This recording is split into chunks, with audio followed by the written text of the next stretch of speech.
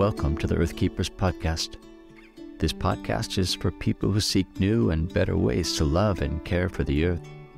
It's a podcast for anyone who is deeply concerned about the harm being done to the environment on a local and global level.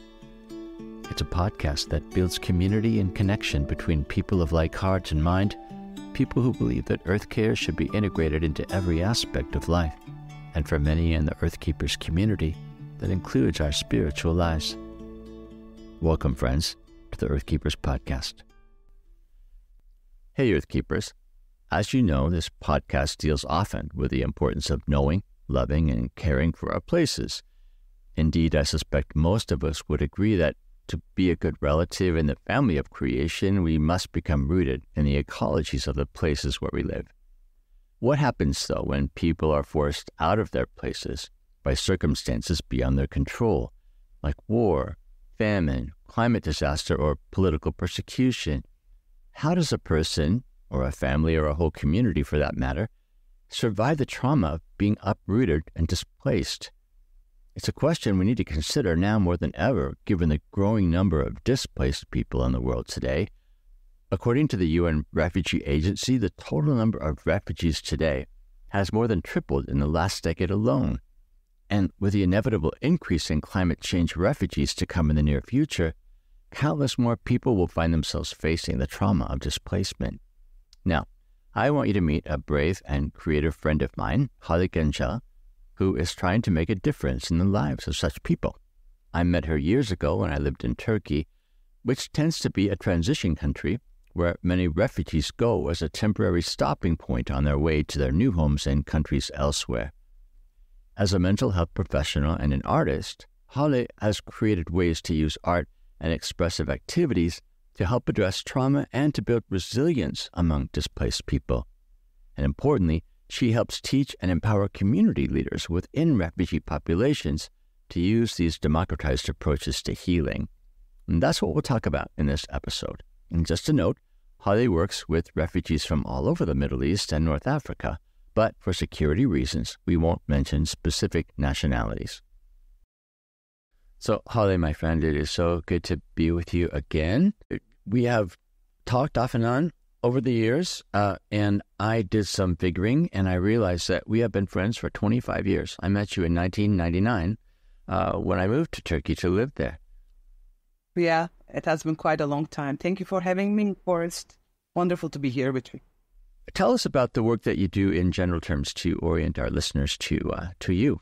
I mainly work with refugees and do psychosocial support groups and with population of men, women, and young adults, and for them to process their trauma and for adaptation. Now, I want to focus on your work with refugees because it has so much to do with a lot of the themes that Earth Keepers care about, which is relationship to place and identity. But I do want to talk about another significant work that you've been involved in, and you have been pretty instrumental in helping to change Turkish society on a fundamental level, especially when it comes to attitudes about psychology, about trauma, about the need to seek help for emotional healing. Talk about that work and specifically talk about the talk show that you have been part of over the years. I have been hosting a talk show for over 2 years, and the motivation first came up with an idea like, I've been trying to help the refugees for so many years. Then I just stopped. I said, so what do I do for my people, for my country? So that question came up to my mind. What can I do? How can I use my gifts or talents to serve my country? Then we started the program, creating awareness of the psychological needs and really just telling them, it's okay. You're a human being. You may have problems. If you know what it is, then you can deal with it. And by the way, you're not alone in this. So that's what we try to do. And then I hosted many colleagues from the field, psychologists, psychiatrists, and social workers, trying to create that awareness in the community. You have worked with a lot of people groups, actually, who probably have similar resistances or lack of knowledge about the healing power of therapy and psychological approaches. But I think you've done a really interesting job in that you don't come at helping people with psychology directly. You've developed a lot of ways to talk about healing that aren't laced with psychological jargon that might put people off or confuse them. You really democratized, in many ways, the strengths of psychology. I wonder if you could talk about, first of all, who are some of those people groups, and tell us why they've left their home countries in the first place to become refugees or immigrants. Those are people groups mainly from Middle East and some from North Africa due to persecution they received from homeland because of their beliefs, because of their choices in life. And they are not immigrants, they are refugees. There's a forceful motivation to move to another country. I think that makes a big difference. In a sense, it's a life and death issue. So it's not optional. And I think we will face more refugees due to climate change and other reasons as well. So they come to Turkey not to settle down in Turkey, but they come here before they go to their host countries, which most of the cases is America, Canada, Germany. Those are the Western countries that they want to go.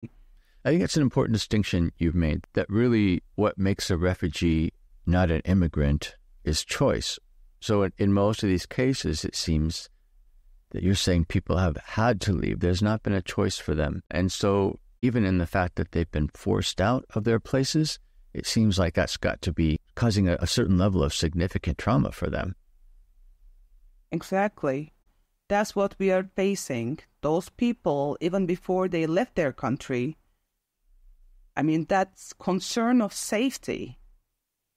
Especially when you're married, when you have kids, when you have parents that you leave, that concern is still alive and still very traumatizing. Well, you've earned a reputation in the broader global work of refugee care as an innovator. In particular, you're often asked to teach others who work with refugees how to use art and expressive activity to promote healing and to promote community. I'm curious, how did you become an art-focused healer?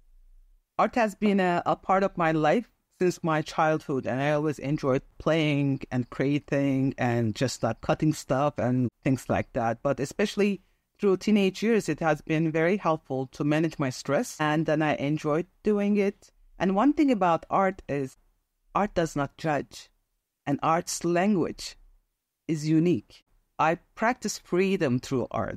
There was a time in my life, Forrest, that I was going through some very flat, I think, what I can say is in my life that nothing really started to make meaning to me anymore. And I was ready for a new chapter in my life. And I couldn't find joy in what I was doing. So basically I said, okay, let's sit down and really think about what is next. And then so I just sat down and I said so what do I have in mind? What do I want to do? What am I good at? What's the purpose of life? That existential crisis, it doesn't only happen at the teenage years, as you know. It happens in life many times. So I sat down and said, okay, I love what I love. I love God. And that's number one. And number two, I love serving people. So I'm striving to practice generosity and concern for others. That gives meaning to my life. It's inspired by the love and compassion I already received from God. So it's not something that I'm generating. It's already in me. So I'm a wounded healer. So, okay. So I have 3 sentences. I said, I love God, I want to serve people, and I love art.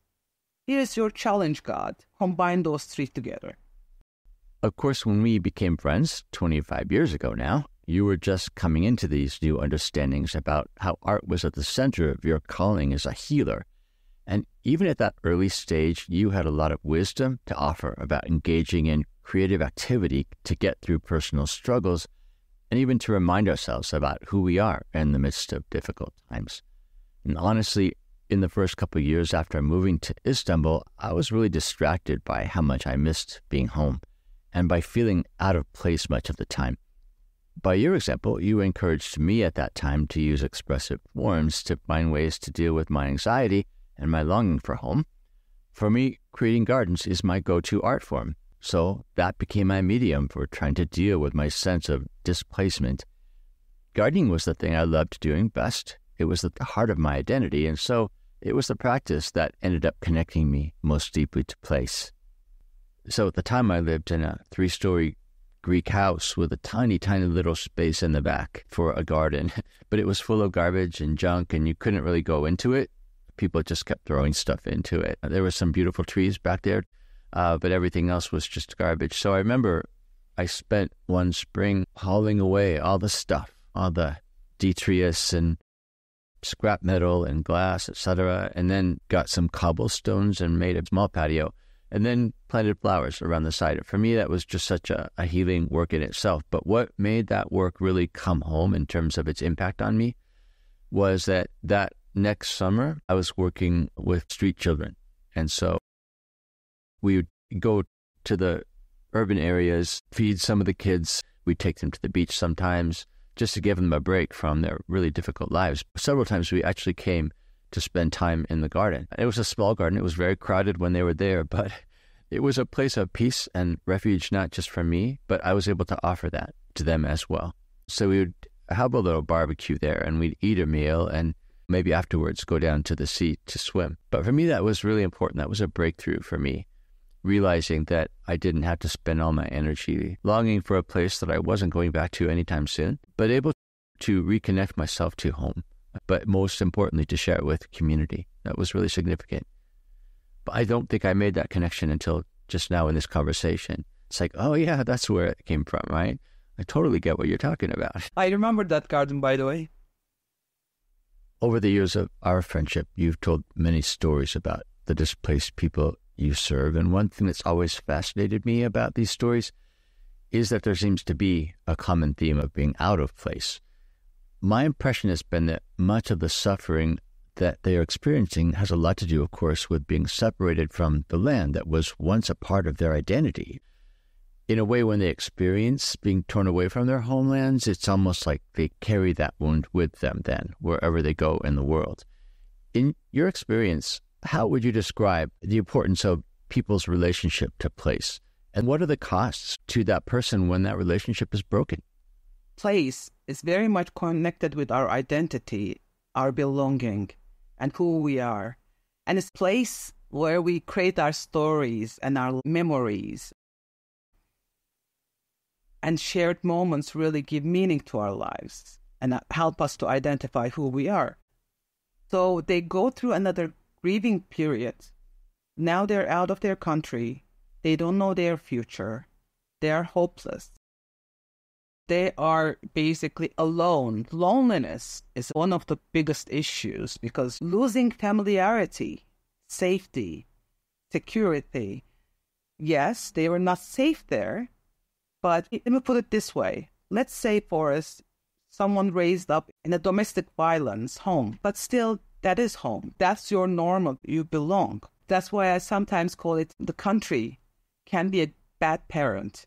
For refugees, their countries are bad parents. That's why when you talk with them, they try to defend their countries. So you have to be very careful if you talk with a refugee saying something negative. They take it so personal and start to defend.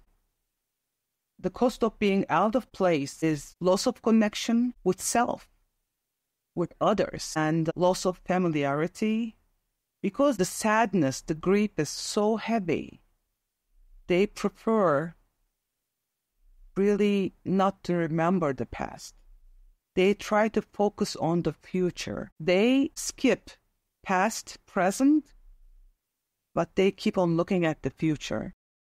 But what happens when you cut yourself from your past? You create another vulnerability. Because now, on your journey to the future for a better life, you're losing who you are, where you're coming from, what your culture is, the things, the memories, because they are so heavy to remember. But you are missing a very important part of who you are as well. So, in the groups, the question I sometimes ask is, what did you bring with you that was not necessary? So that's an interesting question to ask for us, because of course everyone's trying to collect some paperwork and some things like that. But they said like, I brought necklace from my grandma. And then so I said, tell me about it. Then they shared my grandma was a beautiful woman. And then this is what we did. This is how she treated me. So I try to honor those past experiences and let them really see that actually by not remembering the past and honoring the past, you are losing a very big chunk of who you are. And it's beautiful. Your culture is beautiful. Your past, you have some good memories. Please take them with you when you go to the third country, because those are the memories that makes you who you are. Don't leave them behind. And then when I say that, you see their eyes just start saying like, yeah, there are some good memories too. We can cherish them. We can remember it's okay. It's good. Tell us about some of the creative work you've done. And most of the time, we are very afraid to express ourselves. There are many reasons. One is we simply don't know what we feel. That's what I call emotional literacy. You don't know what's going on. You call it everything stress, or you're angry.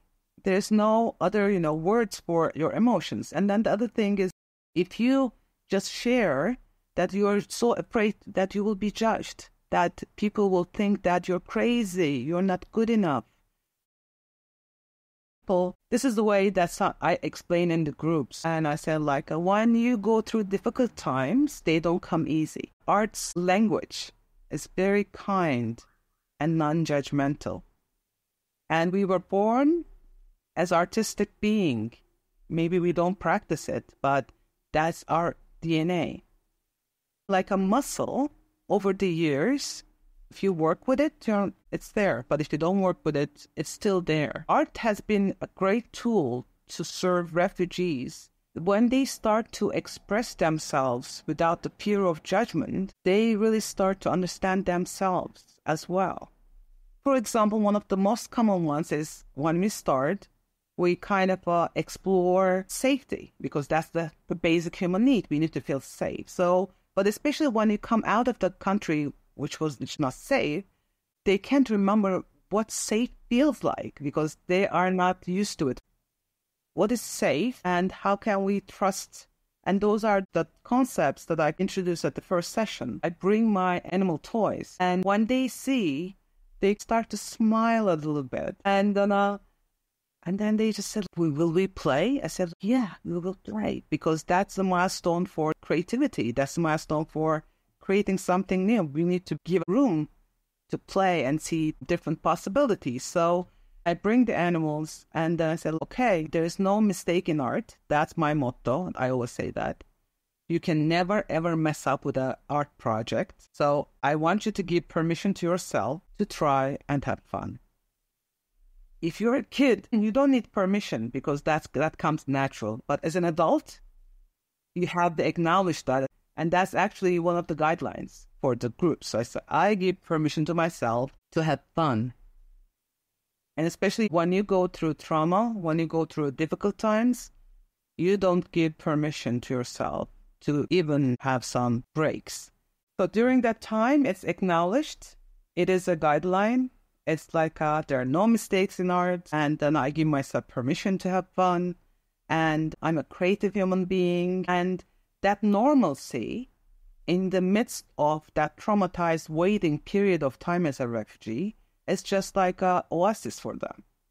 The way that they prepare to come to the sessions, they wear their best dresses as much as they can, do some little makeup here and there. One of the very common things that they say, it feels like normal here, like there's life here. Going back to the example, they pick the animal and put it on the paper and said like, okay, I want you to create a habitat for your animal to live. That feels safe. So basically, instead of going through with words saying like, what is safe for me and what do I need for safe, this and that, it is very highly cognitive level. In a traumatized person, it's kind of no, they can't. By the way, one of the most common animals that they pick is, for example, cow. And then cow, it can be bear, horse. There's so many different animals I have. So for example, cow is very common because being useful means a lot for the refugees. And especially if they're parents, they just think about how to provide for their kids all the time. And that's another reason. Cow is beautiful to be able to provide. So they just put the animal and create a habitat that they feel safe so they can explore what safety is for them through this very basic, simple activity. And after that, I just asked them, okay, so please write down a couple words describing your animal. And then they do. And I said, okay, give a title to your artwork that really conceptualize the whole idea. Then they come up with a phrase or a word. And I said, okay, can you also write down a couple needs of the animal? And in such a simple activity, Forrest, I got so many information from the needs, from the definitions, from the artwork that they create. And then so they kind of be at the moment, stop worrying about past or future. They're at present. And, being present is number one therapeutic environment that you need to create for a person. So after that, I give them a chance to express themselves and introduce their animals and their artwork to the group. My bear lives in da-da-da and needs da-da-da and, definition da-da-da. So basically, that person is introducing himself in the group in a very playful way, but in a very direct way. Sometimes at the end, we have those aha moments for us. Hey, wait a minute, that cow is me. Me is the cow. And after that, they remember each other with the animals. Like, hey, cow, what's up? Hey, bear, what are you up to? I even know two guys, for us. They still call each other with their animals. After 6 years, I think. Then they started that relationship in that group. And then they still continue. And now both of them are in the third country. There's a lot going on, obviously, in the Middle East these days, and you are currently developing a curriculum that trains healers. Tell us about that curriculum and what you're trying to accomplish through it. This has been in my heart for a long time, and finally I found a chance to just sit down and really write down my experience and what worked in the field with different groups, with refugee groups for North African and Middle Eastern. And because when I started to go on the field, there were so many things in my mind. I thought, that's it will work out. And that never did. And it was surprising because what you think and what you face on the field totally can be different. The whole idea is creating 3 modules and combining them together at the end, creating this manual for the facilitators from the communities. So those people will be trained in 1.5 years, and they will be a part of their community, supported by me and various experts. And then we will do this, supervision and follow-up. And then 3 modules training in 1.5 years. So the idea is really equipping people in the community willing to take up this challenge. So those people, they're not psychiatrists, they're not psychologists, they're not social workers. Those are the people who are willing to go.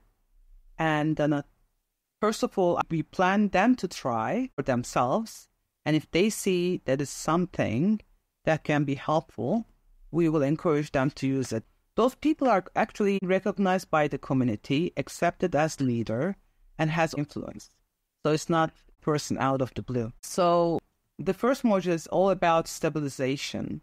For example, habitat activity is one of the first activities from the first module. Then in the second module, now we have some safe ground. We're okay. Share your story. Would you like to share your story with me?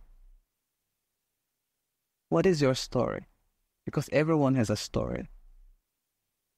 I'm here and present, and I just want to listen. So creating that safe environment for the person to process the story, narrate the story, start to rewrite the story, and see the different possibilities, that brings us to the third module, which is creating a future together. You're stabilized. Now you tell the story. So what is next? Let's talk about the possibilities. Let's talk about the future. There are things that you're still in control. There are things that you can still change if you're willing to. So what do you need? Let's think about this. Let's have vision. So that's where hope kicks in. That's where gratitude kicks in. Let's create a collage, let's say, together. Let's think about 10 years later. What kind of a life do you want to? Where do you want to be? What do you want to see? Daring to dream again. Daring to be alive again. And that's the program. I'm very excited. It seems like in some ways you're really building resilience. I would imagine that in a refugee situation, it's hard to have hope for the future, maybe even fearful to look at the future when you don't know what's coming next. But it also sounds like you're giving them permission to dream, permission to hope again. And that in this case, like collage, for example, collage about your future seems like an important way to express that, which again is kind of indirect, which I hear that's one of the points is helping them to find ways to maybe walk around the fear, walk around the resistance to those things in a different format through creative work. Is that what you find when your groups are done? Do people generally seem more optimistic about what's to come? They are, because they see that they're not alone. Loneliness is very dark among refugee community. One thing that's become clear is that what you're often using expressive forms for is to make the invisible visible, right? Taking the things that are hidden and bringing them out into the open so that people can acknowledge them, face them, talk about them, whatever needs to be done, whatever healing looks like. Exactly, Forrest. That's very well put, because it's what art does, makes things visible so that you know what you're talking about. For example, how we are doing, how can we know that? If I ask you, Forrest, how are you doing? And most of the answer is, I'm fine, or I'm not good, or so-so. Many people have very limited, dictionary. How are you can be the most simple question, or it can be the hardest one, depending on who is asking and what you want to share. I just want to encourage them to explore it. If you were a tree, I want you to imagine, if you were a tree, what kind of tree would you be right now? So we start to act like a tree. We start playful. And I want you to see, so those are your branches. Are they up or down? Are they wide or narrow? Are you a big tree, small tree? Are you a fruit tree? Think about the climate. Think about the season. Think about your roots. Think about your health. And are there animals living on you? Everyone can draw a tree. And everyone can recognize at least 5-10 different trees, even if you're from the city. They draw trees. And they define trees. What does your tree need? Sun. What else? So I just asked them to come up with some ideas. I said, what does sun do to a tree? So receive personal answers. Let's say that the person says, it energizes the tree. Okay. So what energizes you? What gives you life? From there, it's so easy to go deeper and create awareness. What kind of a tree are you? Instead of asking, how are you? And giving them language with which to express that. Exactly. And then they are so proud. So it is that beautiful and simple. And from there, if I want to go to community, I said, okay, we see lots of trees around. So what is next? So I asked them, do you think those trees can form a forest? Can we try? And then we take the tree pictures and put it on the floor. I said, put them in a way that's pleasing to your eyes. And then they put the trees on the ground. And I say, I want everyone to be pleased where they're rooted, where they're located. You're responsible for your tree. If you want to be a little bit far away from forest, that's okay. And there's room for that. We're not trying to glue people together. That's not the idea. So people just put their trees on the ground. I said, okay, so what do you see? What do you think the pros and cons to be a forest? Because there are some, so what are they? So they start to discuss. But I haven't seen anyone saying, no forest. Everyone somehow they realize the need for connection. Conversations start to happen. For example, one tree just doesn't have fruits and he feels the urge to bear fruit, but he's not in a place. So in another tree, you see lots of fruits. And that cherry guy just says, hey, don't worry about it. I have many cherries. Come get some cherries. And those supportive conversations really start to happen in the group immediately. Because that's another miracle. You see that gentleness, trying to support each other. Whatever they have, they want to share. It is so beautiful to see. And that's how community starts to happen. You know, I've been to Turkey many times, but moved there in 1999 after the earthquake in Turkey.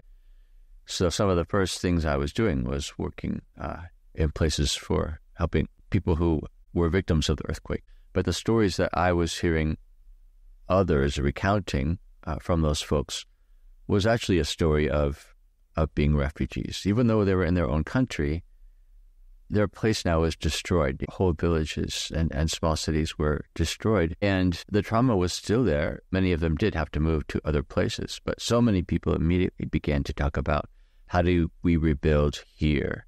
Even though it might have been simpler and easier to relocate to a place that wasn't destroyed by the earthquake, the impulse was, no, we have to build back here in this place because this is home.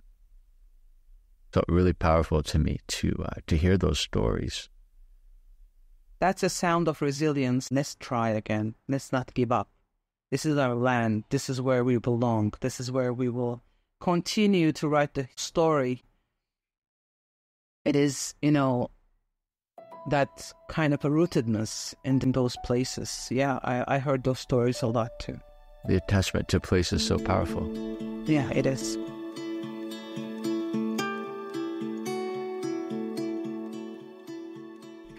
The Earth Keepers podcast is an expression of Circlewood, an organization committed to cultivating a more ecologically conscious faith. For more information about the podcast, or to learn about the ways you can support this work, go to our website at earthkeepers.online. You can contact us by leaving a voicemail through the podcast website, or by emailing us at earthkeepers@circlewood.online. I am Forrest Inslee, your podcast host. James Amadon is our executive producer. Our content editor and researcher is Colleen Meggerly, and our sound engineer is Dave Wolfers. Jesselyn Gentry is our social media director, and Forrest Reed is the composer of our original music. Thank you for listening, friends, and please join us for our next conversation on the Earth Keepers podcast.